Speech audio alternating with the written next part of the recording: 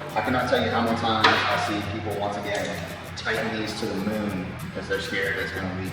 Do not tighten it to the moon. I can't say how many times I've seen people strip these from tightening it, or they get so tight when they're putting it on that it splits this pressure washer even though it's brand new, and then you have an oil leak, or God forbid, you tighten it way too much, pull out the threads.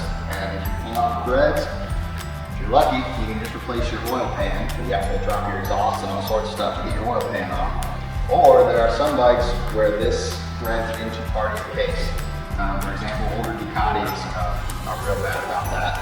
People will tighten those to the moon, and when you do that, it is in half of your engine case. So if you want to get that replaced, you basically have to buy a whole new engine. You can't just buy one half of an engine case because they're built together, so you have to buy a whole engine. It's just don't do it. Just don't over tighten. It's a lot of